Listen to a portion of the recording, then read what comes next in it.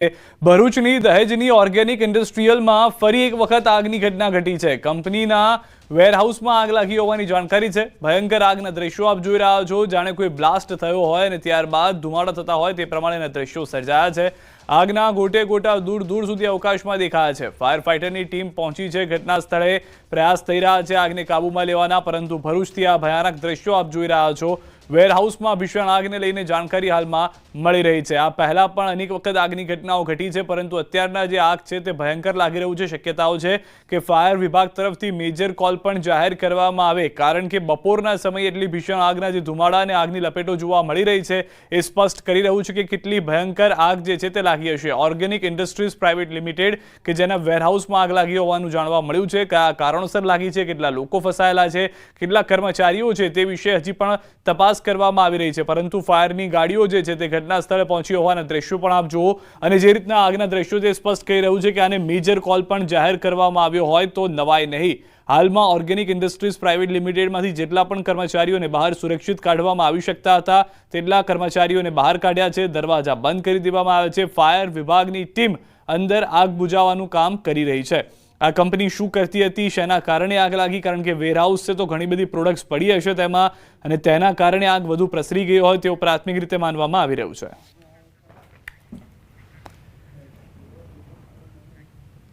ફરી આવી રહ્યો છે ગુજરાતમાં વરસાદનો રાઉન્ડ। હવામાન નિષ્ણાંત અંબાલાલ પટેલની મોટી આગાહી। તેમના મતે નોરતામાં પણ વરસાદ થશે।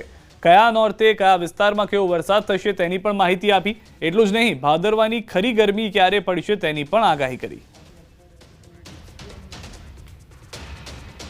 તારીખ 14 થી 20 અને ક્યાંક 22માં રાજ્યના ભાગોમાં વરસાદ થવાની શક્યતા છે। દક્ષિણ ગુજરાતના કેટલાક ભાગમાં ભારે વરસાદ થવાની શક્યતા છે। કોઈ ભાગમાં લગભગ 2 ઇંચ 3 ઇંચ કે 4 ઇંચ જેવો વરસાદ થવાની શક્યતા છે।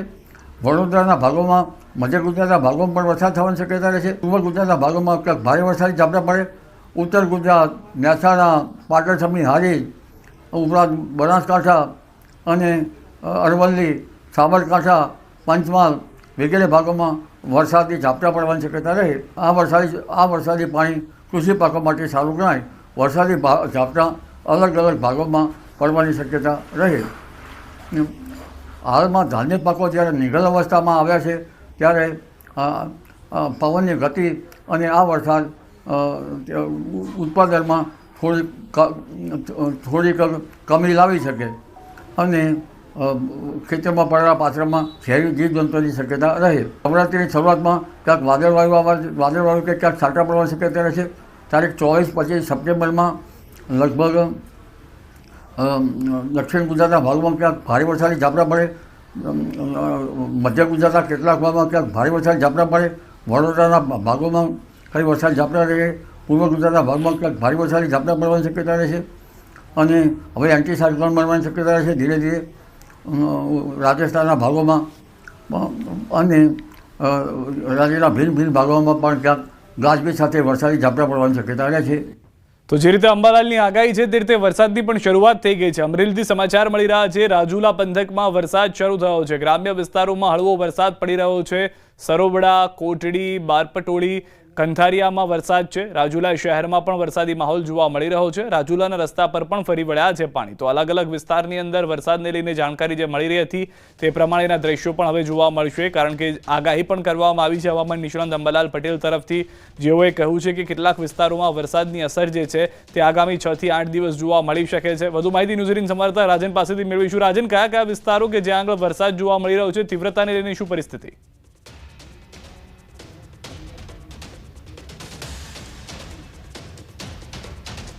રાજન, અવાજ આવી રહ્યો છે મારો? રાજન પાસે પરત જઈશું, પરંતુ હાલમાં જે જાણકારી છે તે પ્રમાણે ગ્રામ્ય વિસ્તારોમાં વરસાદની શરૂઆત થઈ ગઈ છે। અમરેલીથી આ જાણકારી મળી રહી છે। રાજુલા પંથકમાં વરસાદ શરૂ થઈ ચૂક્યો છે। ગ્રામ્ય વિસ્તારોમાં પણ હળવો વરસાદ જોવા મળી રહ્યો છે। સરોવડા, કોટડી, બારપટોળી, કંથારિયામાં પણ વરસાદ છે। રાજુલા શહેરમાં પણ વરસાદી માહોલ જે છે તે દ્રશ્યમાં જોવા મળી રહ્યો છે। દ્રશ્યો આપ જોશો તો અમરેલીના વિસ્તારના દ્રશ્યો આજના, કે જ્યાં આગળ અનેક વિસ્તારમાં ઝાપટા પણ થયા છે, અનેક વિસ્તારમાં ભારે વરસાદ પણ જે છે તે જોવા મળ્યો છે। કેટલાક વિસ્તારોની અંદર હજી પણ ચોમાસું ગયું ન હોય તે પ્રમાણેના દ્રશ્યો જોવા મળી રહ્યા છે. કેટલાક વિસ્તારોની અંદર ખેડૂતોનું કહેવું છે કે જરૂરી હતો અત્યારના વરસાદ, થોડો વચ્ચે સમય જે સૌરાષ્ટ્રની અંદર વરસાદ ન હતો તો હવે ફરી એક વખત વરસાદ આવ્યો છે તો જરૂરી પાકને પાણી મળી રહેશે. કેટલાક વિસ્તારોની અંદર હાલમાં જે પાક હતા તેના માટે થોડો ઘણો જોખમી રૂપ પણ વરસાદ સાબિત થઈ શકે છે. તો રાજુલા એટલે કે સૌરાષ્ટ્રની અંદર આ વરસાદની શરૂઆત થઈ હોવાની જાણકારી મળી રહી છે. અલગ અલગ વિસ્તારોમાં અલગ અલગ પરિસ્થિતિ જોવા મળી રહી છે. જે રીતે હવામાન નિષ્ણાંત અંબાલાલ પટેલની પણ આગાહી છે કે હજી આગામી 6 થી 7 દિવસ વરસાદ હશે, નવરાત્રીના નોરતામાં પણ વરસાદ હશે, તો તે રીતના જ પરિસ્થિતિ જે છે તે જોવા મળી રહી છે. ખાસ કરીને સૌરાષ્ટ્ર અને દક્ષિણ ગુજરાતના વિસ્તારોમાં અસર જોવા મળશે. જે ભારે વરસાદ છે તેની શક્યતા ઓછી જોવા મળી રહી છે, પરંતુ ભારે ઝાપટા જરૂરથી હોઈ શકે છે. વધુ માહિતી ન્યૂઝ 18 સંવાદદાતા રાજન પાસેથી મેળવીશું. રાજન, અવાજ આવી રહ્યો છે, શું પરિસ્થિતિ છે સમગ્ર અમરેલી પંથકની રાજુલાની હાલમાં વરસાદને લઈને? બિલકુલ સિદ્ધાર્થ, આમ જોવા જાય તો સમગ્ર અમરેલી જિલ્લામાં વાતાવરણ ક્લિયર છે, પરંતુ માત્ર દરિયાઈ પટ્ટી વિસ્તારના રાજુલા અને જાફરાબાદ આ બે તાલુકાઓમાં છૂટોછવાયો વરસાદ પડી રહ્યો છે. ખાસ કરીને જાફરાબાદ તાલુકાના જે ગ્રામ્ય વિસ્તાર છે ત્યાં ધોધમાર વરસાદ છે, જેમાં 4-5 ગામો છે, સરવડા, કોટડી, બાર, પટોળિયા વિસ્તારમાં ધોધમાર વરસાદ છે. રાજુલામાં પણ રોડ પર પાણી વહેતા થઈ જાય તે પ્રકારના વરસાદી ઝાપટા પડી રહ્યા છે.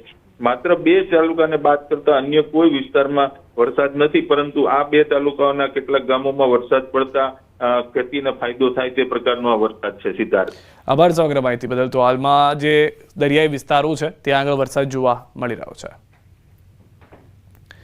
અન્ય સમાચાર, મહીસાગરથી 5 લોકોના ડૂબવાનો મામલો. કંપનીના માલિક જયસુખ પટેલ સામે ફરિયાદ. કંપનીના કર્મચારીઓ સામે નોંધાયો છે ગુનો.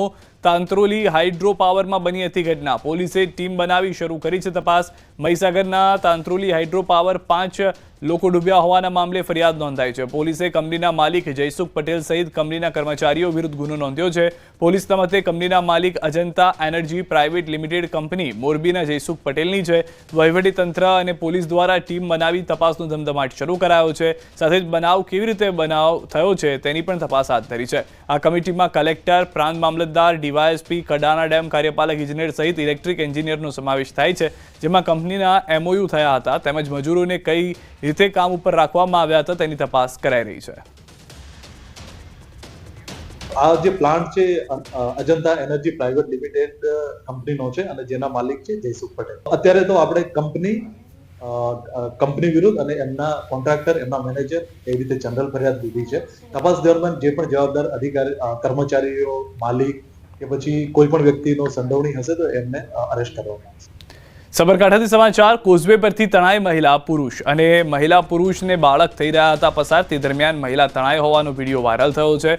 ફાયર વિભાગે મહિલાની શરૂ કરી છે શોધખોળ. તો હાલમાં 3 લોકો જતા હતા તેવી જાણકારી મળી રહી છે, જેમાં માતા પિતા અને એક બાળક જતું હતું, જેમાંથી માતા જે છે, મહિલા જે છે તે તણાઈ હોવાની જાણકારી મળી રહી છે. લોકોએ પ્રયાસ કર્યા હતા મહિલાને બચાવવા માટેના, પરંતુ તેમાં હજી સુધી સફળતા ન મળી હોવાની જાણકારી છે. ફાયર વિભાગને પણ જાણ કરવામાં આવી છે. ફાયર વિભાગની ટીમ દ્વારા આ મહિલા જે તણાઈને જઈ રહી છે તેને શોધવા માટેના પ્રયાસ શરૂ કરવામાં આવ્યા છે. આપ દ્રશ્યોમાં પણ જોશો તો માતા પિતા અને બાળક જે છે જઈ રહ્યું હતું, અચાનક જ પાણીના પ્રવાહમાં માતાનો હાથ છૂટી જાય છે અને તે તણાતી જોવા મળી રહી છે.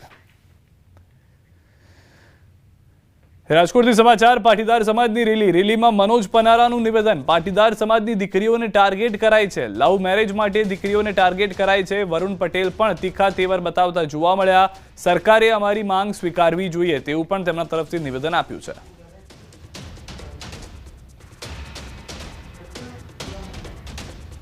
ગુજરાતમાં મોટો સમાજ છે અને એ મોટો સમાજના કારણે વધુમાં વધુ ભોગ છે એ પાટીદાર સમાજની દીકરીઓ બની રહી છે. બીજા સમાજની પણ દીકરીઓ આવા રોમિયોના ટાર્ગેટમાં હોય જ છે. અને દીકરી છે એ દીકરી છે, કોઈ પણ ધર્મની હોય, કોઈ પણ સમાજની હોય, પણ કોઈ પણ જ્ઞાતિની હોય. એટલે દીકરી એ સમગ્ર ગુજરાતની દીકરી છે ને રાજ્ય સરકારે ઝડપથી આ કાયદો પ્રસ્થાપિત કરી દેવો જોઈએ. અને અમે પણ ઈચ્છીએ છીએ કે 182 ધારાસભ્યમાં કોણ વિરોધ કરે છે આ કાયદાની અંદર? શા માટે વિલંબ સરકાર કરે છે? સ્પેશિયલ સત્ર બનાવી અને કાયદો ઝડપથી બને એવી અમારી માંગ છે. કારણ વગર લોકોને રોડ ઉપર લાવવા, આંદોલનો કરવા, રેલીઓ કરવી અને કેટલી દીકરીઓ બરબાદ થઈ છે. કાલ જ મોરબીની અંદર 2 દીકરીઓ, મોરબી તાલુકામાં તમે તપાસ કરી શકો છો, આવી 2 દીકરીઓને ફોસલાવીને લઈ ગયા છે એના મા બાપ. જેની દીકરી ગઈ હોય એના મા બાપને પૂછો કે શું પ્રોબ્લેમ છે. 20-22 વર્ષની દીકરી કરી હોય ત્યારે આવા ઇસ્યુ આવે છે, ત્યારે ઝડપથી કાયદાની માંગણી કરીએ છીએ. ખાસ કરીને નવરાત્રીનો તહેવાર પણ આવે છે, આપ એમનો પણ ઉલ્લેખ કર્યો. નવરાત્રીમાં કેવી વ્યવસ્થા હોવી જોઈએ તમારી દ્રષ્ટિએ? પહેલાં તો આ ડિસ્કો દાંડિયા છે એ સંપૂર્ણ ગુજરાતમાં બંધ થવા જોઈએ. અમે માંગણી મોરબીથી મૂકી હતી કે આનું રજીસ્ટ્રેશન થવું જોઈએ. આ કોણ ચલાવી રહ્યું છે? ક્રિમિનલ લોકો આવા દાંડિયા ચલાવતા હોય છે અને એની અંદર અનેક દીકરીઓનો ભોગ લેવાતો હોય છે. તો આવા ડિસ્કો દાંડિયા બંધ સંપૂર્ણ થવા જોઈએ. અને ત્યાર પછી નવરાત્રી છે એ પ્રાચીન નવરાત્રી હોવી જોઈએ. આપણે માતાજીના ઉપાસક છીએ. હિન્દુ ધર્મ, સનાતન ધર્મ એ દેવીઓને પૂજા કરતો સમાજ ધર્મ છે. તો આની અંદર વલ્ગારિટી ન હોવી જોઈએ. એની અંદર ખરેખર ધાર્મિકતા હોવી જોઈએ, સંસ્કૃતિ હોવી જોઈએ. ક્યાંક ને ક્યાંક પ્રાચીન નવરાત્રીઓએ સંસ્કૃતિને નુકસાન કર્યું છે એવું મારું માનવું છે. ફરીથી અર્વાચીન નવરાત્રીઓનો વ્યાપ્ત વધવો જોઈએ અને શેરીમાં, ગામડામાં આપણી જે મૂળ પ્રાચીન ગરબાઓ અને પ્રાચીન નવરાત્રી છે એનો વ્યાપ્ત વધારવો જોઈએ. ખાસ કરીને હવે તમે પણ જે છે ફરી એક વખત એક્ટિવ થયા છો પાટીદાર આંદોલન પછી, શું કહેશો, શું કારણ? હું 7 વર્ષથી ન્યૂટન હતો, પણ દિનેશભાઈ 2 દિવસ પહેલા મળ્યા કે સમાજની વાત હોય, ગુજરાતની જનતાની વાત હોય, એમાંય દીકરીની વાત હોય ત્યારે તમારે આવવું જોઈએ.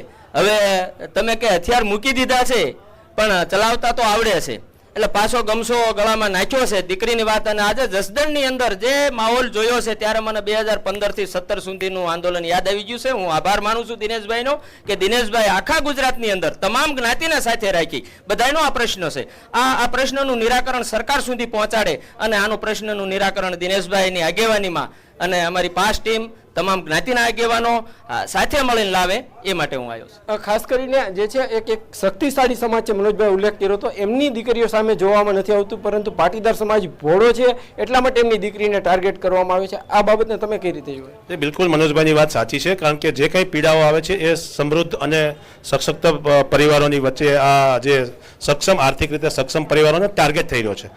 મેં કીધું એમ પ્રેમ લગ્નની વિરુદ્ધમાં અમે ક્યારે પણ નથી. આજે અમે જે વાત છે પ્રેમ લગ્ન નામે થતી છેતરપિંડી અને ખાસ કરીને મિલકત અને દીકરીઓને ટાર્ગેટેડ જે એની સારી ક્રાઇમ થઈ રહ્યું છે. અને રોજે આવા બનાવો આવે છે. એ બનાવોમાં લાચારી સમાજના આગેવાનો હોય, ચાહે માતા પિતા હોય કે કોઈ પણ એક પોલીસ હોય, એ પણ એની મર્યાદા આવી જાય છે કાયદાની ભાષામાં કે એ પ્રેમ લગ્નના નામે રજીસ્ટ્રેશન કરીને એ માતા પિતાને છેતરી રહે છે. હાર્દિક જોશી, ન્યૂઝ 18 ગુજરાતી, જસદણ.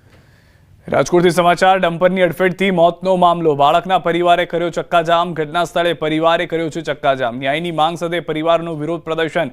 પોલીસ અને પરિવારજન વચ્ચે ઘર્ષણના દ્રશ્યો પણ દ્રશ્યોની અંદર જોવા મળશે આપને કે જે ઘર્ષણ થયા છે. ઘટના સ્થળથી પરિવારે ચક્કાજામ કર્યો, ત્યારબાદ ઘર્ષણ થઈ ગયું હતું. પરિવારને સમજાવવાનો પ્રયાસ કર્યો હતો, જે દરમિયાન મામલો વધુ ઉગ્ર બની ગયો હતો. મારા ભાઈએ ગાડી સાઈડમાં લઈ લીધી, પાછળવાળાને હાથ ઊંચો કરીને કીધું હોત કે ગાડી ધીમી પાડી, છતાં એ માણસે ધીમી ન પાડી અને આ માણસ સાઈડમાં ઊભો હતો ને એને હડફેટે લઈ લીધો ટ્રકવાળાએ. અને સ્થળમાંથી 8 વર્ષના બાળકનું મોત થયું છે અને મોટો એનો પપ્પા હતા, એને લાગ્યું છે, એ બચી ગયો, એને કાંઈ થયું નથી. આ ડમ્પર ચાલક ફરાર થઈ ગયો છે. કેલેન્ડર હાથમાં આવ્યો છે અને મેન જે એનો માલિક હતો ને એ હાથમાં આવ્યો છે.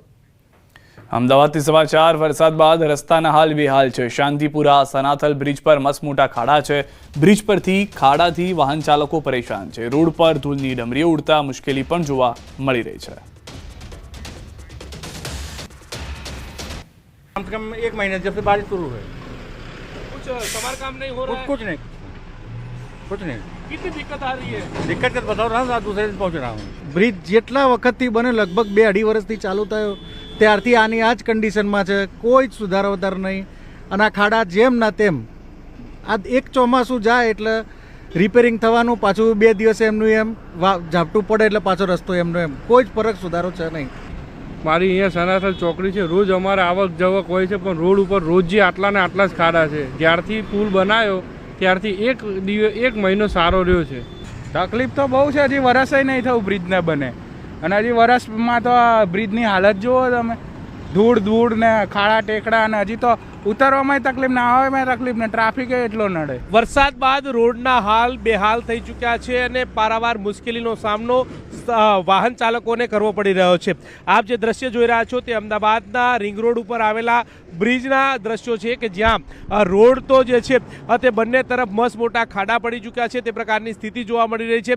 મોટા વાહનો પસાર થાય તો જાણે ધૂળની ડમરીઓ ઉડતી હોય તે પ્રકારની સ્થિતિ જે છે તે જોવા મળી રહી છે. આ શાંતિપુરા જે સર્કલ આવેલું છે ને તેની ઉપર બનાવેલા ઓવરબ્રિજના આ દ્રશ્યો છે કે જ્યાં મોટા વાહનો પસાર થાય તો ધૂળની ડમરી ઉડી રહી છે. નાના વાહન ચાલકોને પણ પારાવાર મુશ્કેલીનો મુશ્કેલીનો સામનો કરવાની નોબત જે છે તે આવી રહી છે. ફક્ત રોડની આવન તરફ નહીં પરંતુ બંને તરફ આ પ્રકારની સિચ્યુએશન જે છે તે જોવા મળી રહી છે. સ્થાનિક લોકો પણ પારાવાર મુશ્કેલીનો સામનો કરી રહ્યા છે. વાહન ચાલકોને પણ મુશ્કેલીનો સામનો કરવાની નોબત આવી રહી છે. આપ જોઈ રહ્યા છો કે કેટલી મોટી આ ધૂળની ડમરીઓ જે છે તે ઉડી રહી છે કે જાણે પાછળ વાહન ચાલક આવતા હોય તો તેને કંઈ પણ ન દેખાય તે પ્રકારની સિચ્યુએશન જે છે તે જોવા મળી રહી છે, જેના કારણે વાહન ચાલકોને પણ મુશ્કેલીનો સામનો કરવો પડી રહ્યો છે. મહત્વનું એ છે કે રોડ જે વરસાદ બાદ રોડ રસ્તાનું સમારકામ થવું જોઈએ, પરંતુ સમયસર થાય તો આ પ્રકારની સિચ્યુએશન જે છે તે ન જોવા મળે તે પ્રકારની વાત છે. પરંતુ અત્યારે હાલ તમે ફરી એકવાર આ દ્રશ્ય જોઈ રહ્યા છો કે આ પ્રકારના દ્રશ્યો જે છે તે જોવા મળી રહ્યા છે કે જો વાહન તમે ધીમું ન હંકારો તો તમને પણ મુશ્કેલી પડે તે પ્રકારની સિચ્યુએશન જે છે તે જોવા મળી રહી છે. ત્યારે હવે આ જે રોડમાં પડેલા ખાડા જે છે તેનું સમારકામ ક્યારે થાય છે, ક્યારે વાહન ચાલકોને મુશ્કેલીમાંથી બહાર આવે છે તે જોવું રહેશે. પરંતુ હાલ તો અનેક વાહનો જે છે તે અહીંથી પસાર થઈ રહ્યા છે અને તેમને મુશ્કેલીનો સામનો કરવાની નોબત આવી રહી છે. કેમેરામેન હિરેન શાહ સાથે ગૌતમ શ્રીમાળી, ન્યૂઝ 18 ગુજરાતી, અમદાવાદ. અમદાવાદના સરખેજ ધોળકા રોડ પર હજુ સુધી નથી ઓસર્યા પાણી. બાદ ગામ પાસે રોડ હજુ પણ ઢીચણસમાં પાણી ભરાયેલા જોવા મળી રહ્યા છે. આ દ્રશ્યો આપજો, જેના કારણે વાહન ચાલકો, સ્થાનિકો, ખેડૂતો, તમામ લોકો પરેશાન થઈ ચૂક્યા છે. સ્થિતિ એવી છે કે મેડિકલ ઇમરજન્સીના વાહનોને પણ મુશ્કેલીનો સામનો કરવો પડી રહ્યો છે. દર્દીઓને હોસ્પિટલ સુધી સમયસર નથી પહોંચાડી શકાતું. સ્થાનિકોનું કહેવું છે કે દર વર્ષે ચોમાસામાં આ જ પ્રકારની સ્થિતિ થાય છે, પરંતુ તંત્ર કોઈ દરકાર ન લેતા સ્થાનિકો હાલાકી ભોગવી રહ્યા છે. ભરાયેલા પાણીને કારણે આસપાસના ગામોમાં રોગચાળાની ભીતિ સેવાઈ રહી છે. તો આસપાસના ભાત ગામ અને કાવિથા અને બદરકા ગામના ખેડૂતો પાક સંપૂર્ણપણે નિષ્ફળ ગયાની વાત કરી રહ્યા છે. ખેતરમાં કપાસ, ડાંગર, જુવાર અને શાકભાજી પાક પાણીમાં ગરકાવ જોવા મળ્યા. ઘણા સમયથી અહીંયા પાણી ભરાય છે. અહીંયા કેટલા સાધનોને તકલીફ પડે છે. સાધનો કેટલાય બગડી ગયા, કેટલાય બંધ થઈ જાય અને અવારનવાર તકલીફ. અને અહીંયા તમે જુઓ તો એની હજારો વીઘા, હજારો હેક્ટર જમીનની અંદર પાક પણ નિષ્ફળ જાય છે. રાત દિવસ એક કરી અને પાક પગ્યો છે. એમાં ખેતર અમારા છાતી અમારા પાણી ભરાઈ ગયા છે. અત્યારે હું હોસ્પિટલમાં જોબ કરું છું. આ ઇમરજન્સી પેશન્ટ છે. હવે એને શું છે કે કમસે કમ 25 મિનિટ અમે લેટ પડશું આ પાણીના હિસાબે થઈને. આ ખેતરમાં બધું પાણી ડૂબી ગયું છે. અનાજ બધું કંઈ વાયેલું છે એમાં કંઈ રહ્યું નથી. હવે આમ તો અઠવાડિયા 10 દિવસ તો બંધ જ છે અને એ પહેલાં પણ બંધ જ હતો. અહીંયા તો આ પોઝિશન કાયમ હોય જ છે. આવી દર ચોમાસામાં આ તકલીફ છે અને આ પાણી બધું વારવા ગામમાં જાય છે. આ બધું અને ગામમાં એટલું બધું નુકસાન છે. આ બધું પાક વાવે તો બધું નિષ્ફળ. આ 15 દાડા આ તકલીફ છે. મહત્વનું એ છે કે ધરોઈ ડેમમાંથી જે પાણી છોડવામાં આવ્યું હતું, નીચાણવાળા ગામોની અંદર પાણી હજુ સુધી ઓસર્યા નથી. એટલે કે પાણી આ પ્રકારની સ્થિતિની અંદર જોવા મળી રહ્યું છે. આપ જે દ્રશ્ય જોઈ રહ્યા છો તે અમદાવાદથી ધોળકા તરફનો રોડ જે છે તેના દ્રશ્યો છે કે ત્યાં વચ્ચે આ પ્રકારે પાણી ભરાયેલું છે. લોકોને પારાવાર મુશ્કેલીના સામના વચ્ચે આ પાણીમાંથી પસાર થવાની નોબત આવી રહી છે. આ અઠવાડિયાથી આ રોડ જે છે તે બંધ હોવાનું સ્થાનિક લોકોના મુખેથી સાંભળવા મળી રહ્યું છે. પરંતુ આજે લોકો પાણીમાંથી વાહનો પસાર થઈ રહ્યા છે. પરંતુ પરિસ્થિતિ તમારી સામે છે. વાહનો પાણીમાંથી પસાર કરે છે, પરંતુ નાના વાહનો જાણે પાણીમાં ડૂબી ગયા હોય, બંધ થઈ જતા હોય તે પ્રકારની પરિસ્થિતિનો સામનો કરવો પડી રહ્યો છે. આસપાસના ખેતરોના દ્રશ્યો તમે જોઈ રહ્યા છો કે જે ખેતરો જે છે તે સમગ્ર પાણીની અંદર ગરકાવ હોય તે પ્રકારના દ્રશ્યો જોવા મળી રહ્યા છે. એટલે કે ખેતરમાં પાણી કે પાણીમાં ખેતર, આ પ્રકારની સ્થિતિ જે છે તે આ ખેતરોની અંદર જોવા મળી રહી છે. મહત્વનું છે કે પહેલો વરસાદ થયો તો ખેડૂતો દ્વારા વાવેતરની શરૂઆત કરી હતી. ડાંગર વાવ્યો હતું, કપાસ વાવી હતી, જુવારનું વાવેતર કર્યું હતું અને આ તમામ જગ્યાનું વાવેતર થયું હતું. પરંતુ પાણીની અંદર પાક પણ નથી દેખાતો. આ પ્રકારની સ્થિતિ જોવા મળી રહી છે. કેટલીક જગ્યાએ તો જાણે પાક જ બળી ગયો હોય તે પ્રકારની પરિસ્થિતિ જોવા મળી રહી છે. એટલે કે ખેડૂતોએ લાખો રૂપિયાનો ખર્ચ કર્યો હતો પણ ખર્ચ પણ એળે ગયો હોય તે પ્રકારની પરિસ્થિતિ જોવા મળી રહી છે. હવે ખેડૂતો જાય તો ક્યાં જાય, આ પ્રકારની પરિસ્થિતિ છે.